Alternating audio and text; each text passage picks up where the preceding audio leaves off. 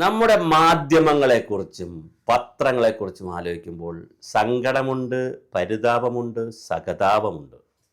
മറ്റൊരു വാക്കും പറയാനില്ല. അത് ഏഷ്യാനെറ്റ് ആയാലും 24 ആയാലും റിപ്പോർട്ടർ ചാനലായാലും മനോരമ ന്യൂസ് ആയാലും ന്യൂസ് 18 ആയാലും ഏത് അമൃതയായാലും ഏതു ചാനലായാലും ഏത് പത്രമായാലും നിങ്ങളെക്കുറിച്ച് ഓർക്കുമ്പോൾ ഒരു സഹതാപം തോന്നുന്നുണ്ട്. ഞാനിത് പറയാൻ കാരണം PM ശ്രീയിൽ പൈസ അനുവദിച്ചു, SSAക്ക് പൈസ കിട്ടി, സർവശിക്ഷാ അഭിയാന് പൈസ കിട്ടി, കേന്ദ്രം അനുവദിച്ചു. ദശാമനിയുടെ ടൈറ്റിൽ എന്താ? SSK സമ്മർദ്ദം ഫലം കണ്ടു. ആരുടെ സമ്മർദ്ദം? എവിടത്തെ സമ്മർദ്ദം? എന്താണ് സംഭവിച്ചത് ശരിക്കും SSKയിലും PM ശ്രീ ഫണ്ടിലും? PM ശ്രീയിൽ ഒപ്പിടാതെ SSK ഫണ്ട് തരില്ല കേന്ദ്ര ഗവൺമെന്റ് പറഞ്ഞു. അങ്ങനെ മന്ത്രിസഭ അറിയാതെ PM ശ്രീയിൽ ഒപ്പിട്ടു വാസുകി IAS. ആ കത്ത് കേന്ദ്രത്തിന്റെ ഇരിപ്പുണ്ടെന്നേ. ഒരു മറുകത്ത് ഇവിടെ നിന്ന് പോയില്ല, ഞങ്ങൾ പിൻവലിക്കുന്നു. അത് കത്ത് ഇവിടെ നിൽക്കുന്നതേ ഉള്ളൂ. ആ മറുകത്ത് പോയാൽ തീർച്ചയായും തടസ്സപ്പെടും. പഞ്ചാബിന് കൊടുത്തില്ലല്ലോ 2 പ്രാവശ്യം. പിന്നെ മൂന്നാമത് പഞ്ചാബുകാർ PM ശ്രീയിൽ ഒപ്പിട്ടതിന് ശേഷമാണ് കൊടുത്തത്. ഇവിടെ സംഭവിച്ചിരിക്കുന്നത് എന്താ? 1,258 കോടി രൂപയാണ് കുടിശ്ശിക. അത് തന്നോ? തന്നില്ലല്ലോ. തന്നതെന്താണ്?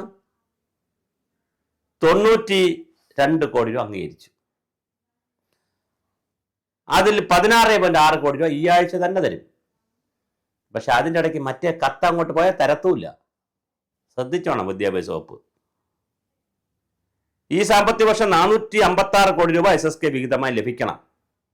1158 ഈ വർഷത്തത് 456 കോടിയാണ്. 2023-24 അവസാന 2 കോടി ഉൾപ്പെടെ കേന്ദ്രം ഇനി അനുവദിക്കാനുമുണ്ട്. ആകെ 1158 കോടി രൂപയാണ് കേന്ദ്രം നൽകേണ്ടത്. ഇതിനാവശ്യമായ രേഖകൾ ഉടനെ നൽകുമെന്ന് SSK director doctor AR Supriya പറഞ്ഞു. സുപ്രിയ മാഡം, നിങ്ങൾ ഏത് ലോകത്താണ്? ഇവിടെ നിന്ന് കേരള സർക്കാരിൻ്റെ നിങ്ങളുടെ വിദ്യാഭ്യാസ വകുപ്പിൻ്റെ ഒരു കത്ത് ഡൽഹിയിലേക്ക് പോയി ഞങ്ങൾ PM ശ്രീയിൽ ഒപ്പിടുന്നില്ല എന്ന് പറഞ്ഞാൽ പിന്നെ ഫണ്ടൊന്നും വരത്തില്ല. വരൂ, അവർ പിന്നോട്ട് പോകും. എന്താണ് ഈ കേൾക്കുന്നത്? 60-40 എന്ന അനുപാതത്തിൽ 100 രൂപയാണ് തരുന്നതെങ്കിൽ 60 രൂപ കേന്ദ്ര സർക്കാരും 40 രൂപ കേരള സർക്കാരും. ഇതിൽ കേന്ദ്ര സംസ്ഥാന ജീവനക്കാരുടെ വേതനം SSKയിലുള്ളതാണ്. ഭിന്നശേഷി വിദ്യാർത്ഥികളുടെ വിദ്യാഭ്യാസം, ഉച്ചഭക്ഷണം എന്നിവയ്ക്കൊക്കെയുള്ള തുടങ്ങിയ തുകയാണിത് കേന്ദ്രം കുടിശ്ശികയായി നൽകുന്നത്. ഇനി വേറെ തമാശ എന്തറിയാവോ? അർഹമായ തുക കേരളത്തിന് ഉടൻ വിട്ടു നൽകുമെന്ന് കേന്ദ്ര സർക്കാർ സുപ്രീം കോടതി പറഞ്ഞു. അപ്പോൾ കേന്ദ്ര സർക്കാരിൻ്റെ അടുത്തിരിക്കുന്ന ഡോക്യുമെന്റ് എന്ന് പറഞ്ഞാൽ PM ശ്രീയിൽ ഒപ്പിട്ടോളാം എന്നുള്ളതാണ്. ഇത് മാറിയിട്ടില്ല. അത് മാറിയതിന് ശേഷം അവർ തരുമെങ്കിൽ ഓക്കെ, അവർ പിറകോട്ട് പോയി തന്നു. അത് നമുക്ക് വേറെ ചർച്ച. ഞാൻ ഈ വീഡിയോ വിഡ്രോ ചെയ്തതുപോലെ നിങ്ങൾ കരുതിക്കോളൂ. Additional solicitor general Aishwarya Bhati കേന്ദ്രത്തിൽ പറഞ്ഞു, പിന്നെ കേന്ദ്ര വിഹിതം ലഭിക്കാത്തതിനാൽ ഭിന്നശേഷി വിഭാഗക്കാരായിട്ടുള്ള കുറെ ആളുകൾക്ക് വേണ്ടി റിസോഴ്സ് അധ്യാപകരെ പോസ്റ്റ് ചെയ്യാൻ പറ്റുന്നില്ല. അപ്പോൾ ഈ additional solicitor general Aishwarya Bhatti പറഞ്ഞു, അങ്ങനെയല്ല കേന്ദ്ര ഗവൺമെൻറ് തീരുമാനം. ഇപ്പോൾ 96 കോടി രൂപ കൊടുക്കാൻ തീരുമാനിച്ചിട്ടുണ്ട്. അതുകൊണ്ട് റിസോഴ്സ് അധ്യാപകരുടെ കാര്യം നടക്കട്ടെ. അതിൻ്റെ അർത്ഥം 1,158 കോടി രൂപയും PM ശ്രീയിൽ ഒപ്പിടാതെ സാങ്ഷൻ ചെയ്തു എന്നല്ല. PM ശ്രീയിൽ ഒപ്പിടാൻ പറ്റില്ലെന്ന് കത്ത് കൊടുത്താൽ സ്വാഭാവികമായി ഫണ്ട് തടയപ്പെടും. ഇത് കേരളത്തിലുള്ള രാഷ്ട്രീയക്കാർക്കോ മാധ്യമങ്ങൾക്കോ മനസ്സിലാകാത്തതാണോ? അതോ കേന്ദ്രം ഫണ്ട് തരാമെന്ന് പറഞ്ഞതിന് ശേഷം പിൻവലിച്ചു എന്ന് പിന്നെ വാർത്ത കൊടുക്കാനാണോ? അതോ കേന്ദ്രത്തിനെ പറ്റിച്ചതാണോ? കേരളത്തിനെ പറ്റിച്ചതാണോ? ആരെ പറ്റിച്ചതാണെന്നുള്ളതാണ് വിഷയം. അപ്പം നമ്മളുടെ ഒരു കുഴപ്പമുണ്ട്. കാള പെറ്റു എന്ന് പറഞ്ഞാൽ നമ്മൾ കയറെടുക്കും. മച്ചിപ്പശു പറ്റു എന്ന് പറഞ്ഞാൽ ഉടനെ നമ്മൾ പിന്നെ ലഡു വാങ്ങിച്ചു കൊടുക്കും. ഇന്നലെ സുജയ പാർവതിയൊക്കെ റിപ്പോർട്ടർ ചാനലിൽ ഭയങ്കരമായിട്ട് കിടന്ന് ബഹളം ഉണ്ടാക്കുകയാണ്. ദാ അനുവദിച്ചു, കേന്ദ്ര ഗഡു ഇങ്ങ് വന്നു, പിന്നെ SSKയിൽ കേന്ദ്രം തോറ്റു. ഞാൻ കേന്ദ്രം ജയിപ്പിക്കാൻ നിൽക്കുന്ന ആളല്ല. പക്ഷേ പ്രാക്ടിക്കലായി വളരെ പ്രായോഗികമായി ചിന്തിക്കുമ്പോൾ കേന്ദ്ര സർക്കാർ SSK ഫണ്ട് തരണമെങ്കിൽ PM-ശ്രീയിൽ ഒപ്പിടണമെന്ന് നിർബന്ധിച്ചു. അങ്ങനെ കുറച്ചു കാലം ഇവിടെ ചെയ്യാതിരുന്നു. മുഖ്യമന്ത്രി ഡൽഹിയിൽ പോയി, ധർമ്മേന്ദ്ര പ്രധാനെ കണ്ടു, പ്രധാനമന്ത്രിയെ കണ്ടു, പിന്നെ അതുപോലെ തന്നെ അമിത്ഷായെ കണ്ടു. അവസാനം അവിടെ നിന്ന് ഒപ്പിടാൻ പറഞ്ഞു. രതീഷ് കാളിയാൻ എന്ന് പറയുന്ന മുഖ്യമന്ത്രിയുടെ അഡ്വൈസർ, എഡ്യൂക്കേഷൻ്റെ അഡ്വൈസർ ഇടപെട്ടു, വാസിക്ക് ഒപ്പിട്ടു. ആ കത്ത് ഡൽഹിയിലുണ്ടെന്നേ, ഡിപ്പാർട്ട്മെന്റിന്റെ കയ്യിലുണ്ട്. ഡൽഹി വിദ്യാഭ്യാസ വകുപ്പിന്റെ കയ്യിൽ ആ കത്തിരിക്കുകയാണ്. അതുകൊണ്ട് ആ കത്ത് കൂടി വെച്ചുകൊണ്ട് അവർ പ്രോസസ് ചെയ്യും ഫയലിൽ. എപ്പോഴാണോ മറ്റൊരു കത്ത് ഉടൻ ചെല്ലുന്നത്, അതിപ്പോൾ ഒരു പുതിയ കത്തിന്റെ കഥയുണ്ടല്ലോ, ആ കത്ത് ചെന്ന് കഴിഞ്ഞാൽ തടയപ്പെടും. കാരണം കണ്ടീഷൻ അവർ പറഞ്ഞത്. അല്ലെങ്കിൽ കേന്ദ്ര ഗവൺമെന്റ് കണ്ടീഷനിൽ നിന്ന് പിന്നോട്ട് പോകണം. SSK ഇല്ലെങ്കിലും ഞങ്ങൾ തരാം എന്നുള്ളൊരു കണ്ടീഷനിലേക്ക് വരണം. SSK അല്ല, PM-ശ്രീ ഇല്ലെങ്കിലും തരാം എന്നൊരു കണ്ടീഷനിലേക്ക് വരണം. അങ്ങനെ ഒരു കണ്ടീഷനിലേക്ക് വരാനുള്ള ഒരു സാധ്യതയും കാണുന്നില്ല.